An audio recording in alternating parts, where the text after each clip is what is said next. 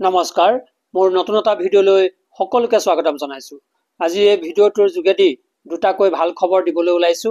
প্ৰথমটো ভাল খবৰ হৈছে ভেঞ্চাৰ স্কুলৰ শিক্ষকসকলৰ বাবে আৰু দ্বিতীয়টো ভাল খবৰ হৈছে কম্পিউটাৰ শিক্ষকসকলৰ বাবে। মুখ্যমন্ত্ৰী মহোদয়ে তেওঁৰ ফেচবুক লাইভৰ জৰিয়তে এই দুটা ভাল খবৰ তেওঁ প্ৰকাশ কৰিছে।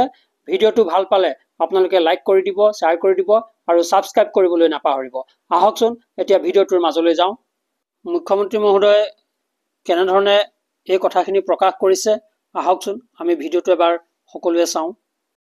ফেব্ৰুৱাৰী মাহৰ ভিতৰতে ডক্টৰ বাণীকান্ত কাকতিত আঁচনিত কাম কৰা কম্পিউটাৰ শিক্ষকসকলৰ বাবে আৰু প্ৰাদেশিকৰণৰ বাবে অপেক্ষা কৰি থকা বিশেষকৈ 2006 চনৰ আগতে প্ৰতিষ্ঠা হোৱা শিক্ষক শিক্ষয়িত্ৰীসকলৰ বাবে চৰকাৰী নিয়মৰ ভিতৰত ভাল খবৰ লৈ আহিবৰ বাবে এইবাৰৰ বাজেটত আমি চেষ্টা কৰিম।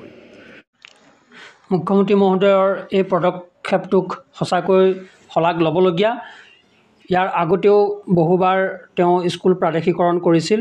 ঠিক সেইদৰে এইবাৰো বাজেট অধিৱেশনত তেওঁ সেই ভেঞ্চাৰ স্কুলৰ শিক্ষকসকলৰ পদ প্ৰাদেশিকৰণৰ ব্যৱস্থা হাতত লৈছে।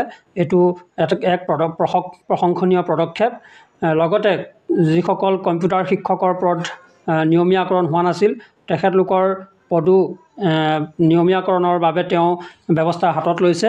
এই দুটা খবৰেই সেই শিক্ষকসকলৰ সঁচাকৈ জীৱনলৈ এক আশাৰ ৰেঙনি কঢ়িয়াই আনিছে আৰু তেখেতলোকৰ যাতে সঁচাকৈ মুখ্যমন্ত্ৰী মহোদয়ে কোৱাৰ দৰে তেখেতলোকৰ অতি সোনকালে পদ প্ৰাদেশিকৰণ হয় তাৰে কামনা কৰিছোঁ আৰু আজিলৈ এই ভিডিঅ'টো ইমানতে সামৰণি মাৰিছোঁ। ধন্যবাদ।